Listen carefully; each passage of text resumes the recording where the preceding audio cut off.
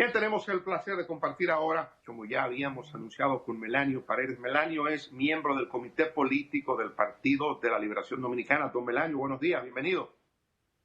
Buenos días a todos y buenos días a la teleaudiencia de hoy mismo.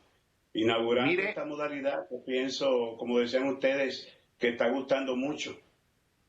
Las circunstancias obligan. Mire, Melanio, el PLD debe decidir hoy, si es que no decidió ayer. Quedaron de reunirse mediante este sistema en que estamos usando ahora esta plataforma para tomar una decisión con respecto al plazo que daba la Junta Central Electoral sobre la posibilidad de correr la celebración de las elecciones pautadas para el 17 de mayo, tanto para la parte presidencial como la parte congresual. Quisiéramos saber qué decidió el comité político al respecto.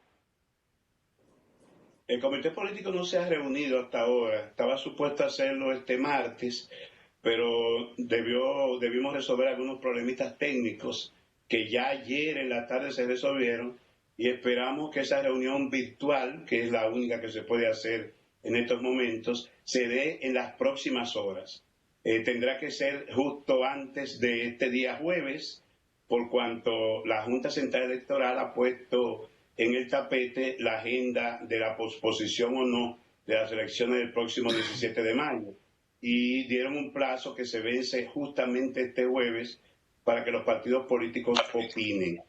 A nosotros no nos había interesado poner el tema de la agenda electoral, por cuanto entendemos que es una afrenta a una población que hoy se desvive entre el temor, la tensión de esta terrible pandemia, la subsistencia en hogares que no tienen los recursos, no tienen los ahorros para poder enfrentar un estado de excepción, estar fuera de las calles por 15 días. Hay algunos que no pueden estar por 3 días. Y justamente entendíamos que el momento era para las autoridades, para el gobierno, para los organismos que están manejando la pandemia y naturalmente para los que tuviera efecto los programas de asistencia social que ha estado desarrollando con mucho tino el gobierno dominicano. Pero bueno, la Junta Electoral ha puesto el tema electoral en agenda y es natural que entonces el partido, su órgano fundamental, el comité político, pueda tener una posición al respecto. Si a usted le preguntaran de fecha, ¿qué usted diría? Hay una propuesta formal que ha hecho la Fuerza del Pueblo para el 12 del mes de julio, una primera vuelta en la parte presidencial y 26 una segunda vuelta si fuera necesario. El equipo de estrategia del Partido de Liberación Dominicana y sus principales líderes han estado en contacto con nuestros aliados. Como ustedes saben, están formuladas varias alianzas, 3 fundamentales. En el caso nuestro, reúne unas 10 organizaciones. Entiendo que el PRM va con unas 7 fuerzas políticas, incluido su propio partido, y la Fuerza del Pueblo lleva unos 6 organizaciones que sustentan la candidatura del expresidente Fernández. En nuestro caso hemos entrado en contacto con con los aliados, de manera que podamos tener una posición más o menos unificada en el momento en que la Junta Central Electoral convoque, que debe ser así, por la vía que fuere, a los partidos políticos para asumir una posición de consenso. Lo que hemos estado conversando de manera informal, miembros del comité político, es que cualquier tipo de posposición debe respetar los plazos constitucionales y el traspaso de mando que se establece para el 16 de agosto. De manera que tenemos de acá hasta el 16 de agosto para abrir la posibilidad de una nueva fecha de las elecciones ordinarias que estaban planteadas para el 17 de mayo y eventualmente una segunda vuelta. Pero no tenemos una posición concluyente, porque, insisto, para el Comité Político del Partido de Liberación Dominicana, este no es un momento para que tengamos como cuestión fundamental la agenda electoral. El gobierno ha ido afinando las políticas de asistencia a la población. Justo me informaba Iris Guava anoche que ya se han asistido unas 575,000 familias con el dispositivo de entrega de alimentos a los sectores más carenciados. E insisto que esta es una labor de gobierno. nuestro Partido de la Liberación Dominicana no ha entregado una sola ración como partido. Entendemos que es el espacio que ha estado cumpliendo de manera efectiva el gobierno. Es natural que hayan quejas, porque evidentemente este es un país con un alto nivel de pobreza, a pesar de los esfuerzos de estos últimos años, y hay en un mercado informal que abarca casi el 60% de la población económicamente activa, hay muchas personas que no están desarrollando ninguna actividad económica y requieren de esa asistencia del Estado para la subsistencia en su alimentación básica. Melanio, muy bien, como partido quedó claro que ustedes no tienen una posición. Ahora, tanto tú como algunos miembros del comité político que has admitido que conversan, ¿qué les parece, qué te parece a ti la propuesta que hasta ahora es la más socorrida, que sería una primera vuelta el 12 de julio y una eventual segunda vuelta el 26 de julio? Y en segundo lugar, la situación del voto en el exterior. ¿Cuál es tu visión particular de lo que pudiera suceder con cerca de 600.000 dominicanos, o más de 600.000 dominicanos que votan en el exterior y que hoy día tendrían dificultades para que se monten las asambleas electorales, tanto en Europa como en los Estados Unidos? Mira, yo pienso que los políticos tenemos que actuar con mucha mesura y con prudencia en momentos como este.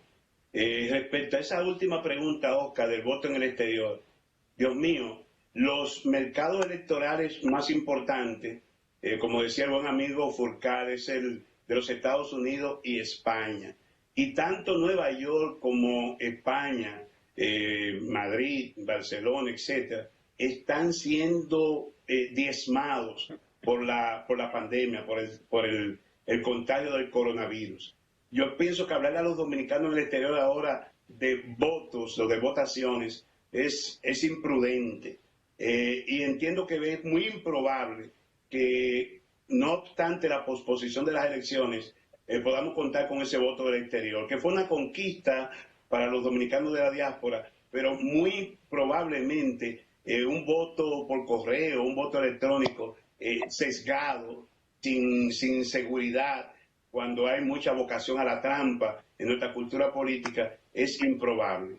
Respecto a los plazos, entendemos que esas fechas, julio, eventualmente principios de julio y finales de julio o principios de agosto, se acogen a los plazos constitucionales de traspaso de mando el 16 de agosto. No tendríamos mayores inconvenientes, pero insisto en que nuestro partido aboga porque sea una decisión tomada conjuntamente con la Junta Central Electoral de consenso. Y obviamente entiendo que habrá la suficiente ponderación para que una decisión como esa sea la más acertada.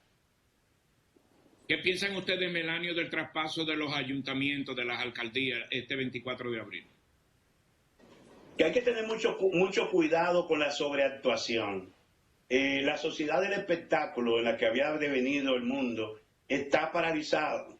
Tú mismo, Luis, sabes que los Juegos Olímpicos de Tokio fueron pospuestos.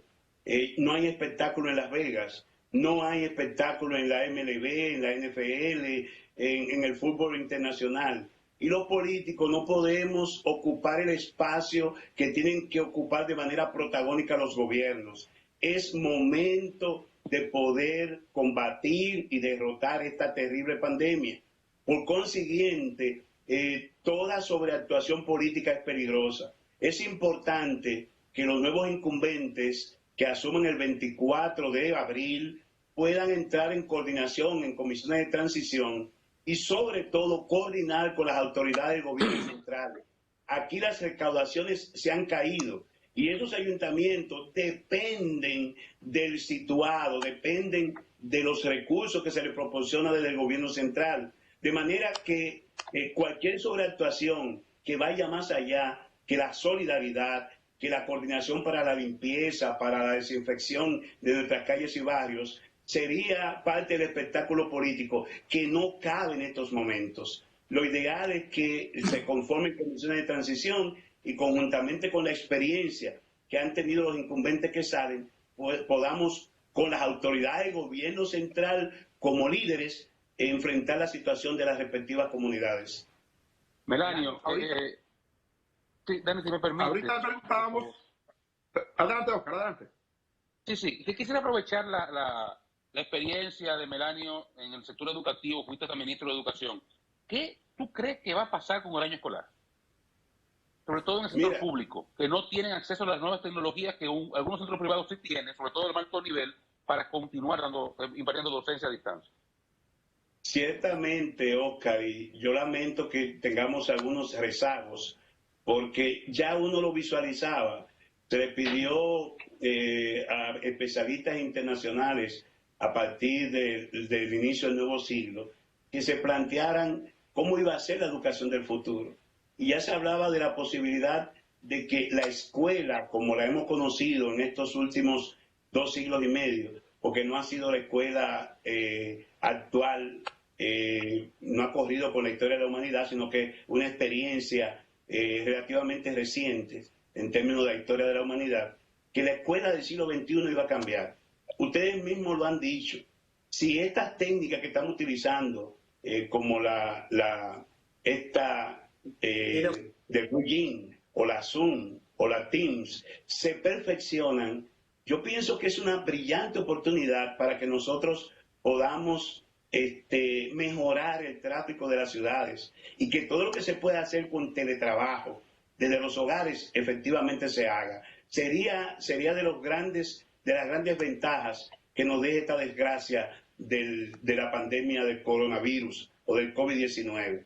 En el caso de las escuelas, en muchos países se está utilizando la plataforma Zoom, que es robusta, pero ya hay quejas de que puede ser intervenida y que puede ser hackeada. Entonces, hay que tener mucho cuidado con la utilización de estas plataformas tecnológicas que entra a los hogares sin permiso y que lejos de representar un beneficio para las familias y que los niños, los jóvenes puedan recibir una parte de su formación a través de esta plataforma, puedan ser al mismo tiempo atacados por piratas, perversos o gente... Te reitero la pregunta puntual, Melanio. El año escolar en el país, ¿qué tú crees que puede pasar?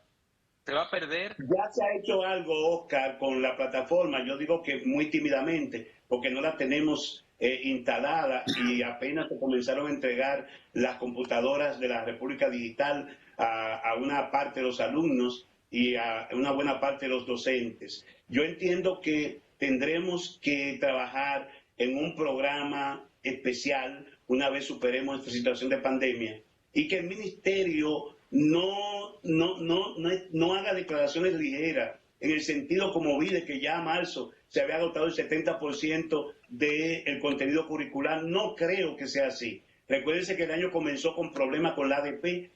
Muy pocos días efectivos de docencia se pudieron desarrollar hasta el inicio de esta situación del estado de emergencia y por consiguiente debería hacerse una evaluación comunidades por comunidades. Hay comunidades que no está afectado por la pandemia y pudieran ahí comenzar a retomarse una vez termine el estado de excepción la docencia, pero innegablemente hay que elaborar un calendario extraordinario para poder recuperar lo que se pueda del presente año escolar.